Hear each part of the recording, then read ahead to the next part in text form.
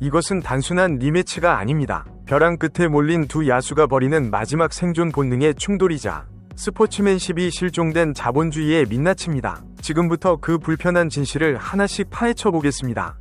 채널 구독과 좋아요 잊지 마시고 다음 소식과 이야기들도 놓치지 마세요. 먼저 명현만 선수의 현재 상태를 냉정하게 짚어보지 않을 수 없습니다. 그는 지난 2025년 10월 자이로 쿠스노키를 상대로 1라운드 TKO 승리를 거두며 화려한 복귀를 알리는 듯했습니다.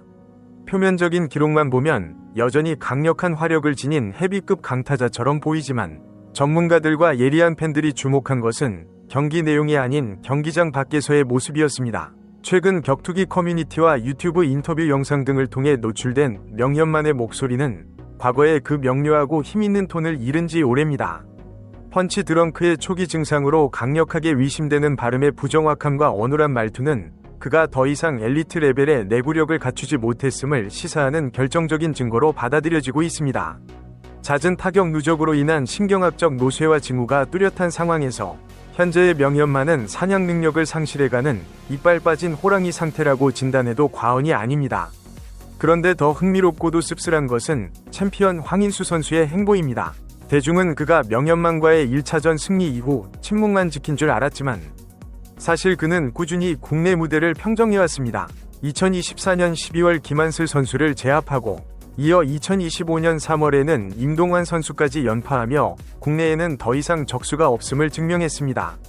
그러나 그의 커리어에 결정적인 변곡점이 찾아온 것은 바로 지난 2025년 9월이었습니다. 황인수는 꿈에 그리던 UFC 진출의 등용문인 데이나 화이트 컨텐더 시리즈의 도전장을 내밀었으나 결과는 참담했습니다. 아일랜드 출신의 신성 패디 맥코리를 상대로 그는 만장일치 판정패를 당하며 세계 무대에 높고 견고한 벽을 실감해야 했습니다. 타격과 그라운드, 체력 모든 면에서 세계 레벨과의 격차를 확인한 이 패배는 황인수에게 씻을 수 없는 상처를 남겼습니다.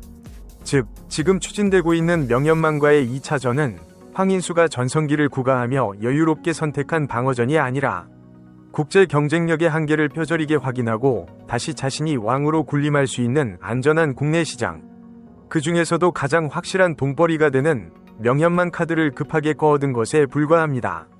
결국 이 2차전은 1차전 당시 불거졌던 핸드랩 논란, 일명 석고 밴디지 의혹을 마케팅의 핵심 수단으로 재활용하고 있을 뿐, 그 본질은 패자들의 생존 전략에 가깝습니다. 1차전 당시 로드FC 규정상 허용된 범위였다고는 하나 과도한 테이핑은 분명 논란의 여지가 있었지만 지금 시점에서 두 선수가 이 이슈를 다시 점화하는 것은 순수한 진실 규명 목적이 아닙니다.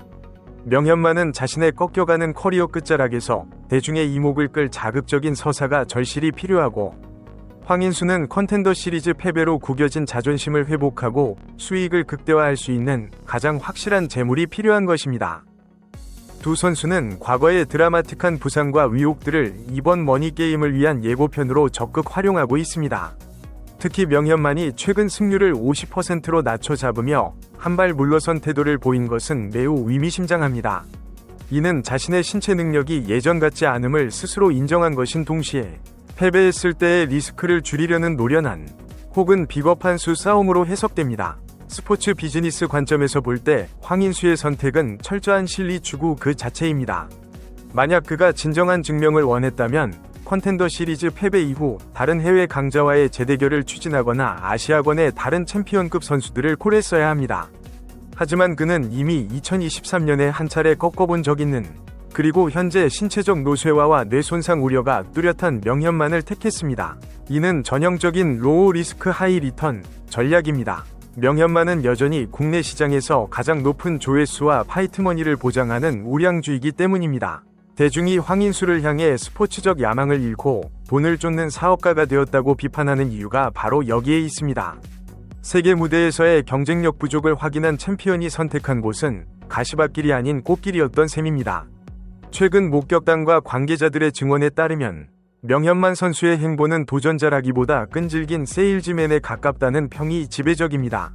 훈련 중인 황인수의 주변을 맴돌거나 다소 무리한 방식으로 만남을 유도하는 모습은 팬들이 기억하는 묵직한 저승사자 위험과는 거리가 멉니다. 이는 명예회복을 위한 투쟁이 아니라 은퇴 자금 마련을 위해 시장에서 가장 비싼 구매자인 황인수에게 제발 자신을 구매해달라고 호소하는 호객행위 로비치고 있습니다. 1차전이 참패와 안아골절 부상 이후 그가 보여주는 일련의 행동들은 승리에 대한 순수한 갈망보다 나와 싸워야 돈이 된다 는 비즈니스 제안서를 들이미는 모양새라 보는 이들로 하여금 씁쓸함을 자아내고 있습니다. 냉정하게 보면 명현만과 황인수는 링 위에서는 적이지만 자본주의 시장에서는 완벽한 공생관계입니다. 명현만은 황인수의 챔피언 벨트와 젊음을 이용하여 자신의 마지막 상품 가치를 펌핑하고 있고 황인수는 명현만의 대중적 인지도와 피해자 서사를 이용하여 컨텐더 시리즈 패배로 구겨진 자존심을 손쉬운 승리로 만회하려 합니다. 대중은 두 선수가 서로를 헐뜯는 척하지만 실상은 이 판을 키워 막대한 파이트머니를 나누어 갖기 위해 암묵적으로 합의된 쇼를 하고 있다고 강하게 위심하고 있습니다. 이는 스포츠의 순수성을 가장한 가장 지저분한 형태의 머니게임입니다. 이에 따라 명현만 선수를 향한 여론은 급격히 악화되고 있습니다. 특히 그가 최근 룰도 밴디지도 상관없다 고 발언한 것에 대해 팬들은 진정성이 없다 고 비판의 목소리를 높이고 있습니다. 정말 억울했다면 1차전 직후 고소를 하거나 규정 강화를 강력히 요구했어야지. 돈이 급해지니 이제 와서 다 괜찮다는 게 말이 되냐? 간장게장 사업하다가 잘 안되니 다시 링 기웃거리는 모습이 실망스럽다. 황인수 바지가랑이 잡고 늘어지는 꼴이 보기 흉하다 는 원색적인 비난이 줄을 잇고 있습니다. 한때 한국 헤비급의 자존심이었던 영웅서사를 기대했던 팬들은 이제 그를 돈을 쫓는 노쇠한 사업가로 낙인 찍고 있습니다. 또 다른 비판의 축은 명현만의 건강 상태에 대한 우려 섞인 조롱입니다. 목소리도 다 쉬고 발음도 새는데 무슨 2차전이냐? 이빨 빠진 호랑이가 젊은 사자한테 덤비는 건 용기가 아니라 객기다. 저러다 진짜 링 위에서 큰일 나면 병원비는 또 펀딩 받을 거냐? 는 냉소적인 반응이 지배적입니다. 대중은 이미 명현만의 신체적 한계를 인지하고 있으며 그가 억지로 2차전을 추진하는 것을 스포츠맨십이 아닌 자해 공갈 수준의 위험한 도박으로 간주하고 있습니다. 결국 비난의 화살은 두 선수 모두를 향하고 있습니다. 팬들은 해외에서 증명 못한 반쪽짜리 챔피언 황인수나 은퇴 번복하고 돈 벌러 나온 노장 명현만이나 똑같다 며 환멸을 느끼고 있습니다. 젊고 유망한 선수들이 기회를 얻지 못하는 상황에서 전성기가 꺾인 두 선수가 과거의 논란을 재탕하며 메인 이벤트를 차지하는 현실은 한국 격투기 시장의 명백한 퇴보입니다. 둘 다 격투기를 하는 게 아니라 예능을 찍고 있다. 이런 서커스 매치에 돈 쓰기 싫다.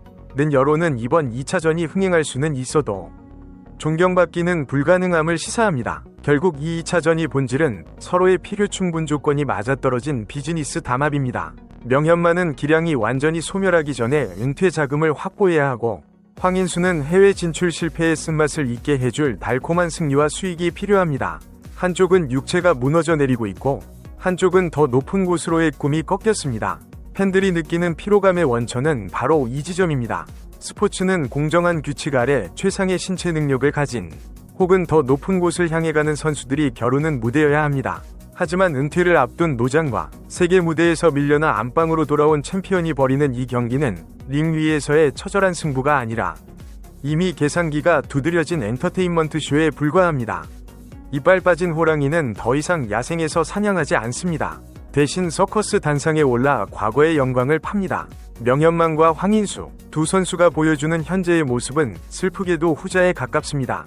전문성보다는 화제성을, 세계 무대 도전보다는 국내에서의 실리를 택한 두 야수의 비즈니스 매치. 여러분은 이 공허한 주먹질에 환호하시겠습니까? 아니면 냉소하시겠습니까? 댓글로 여러분의 판단을 남겨주십시오.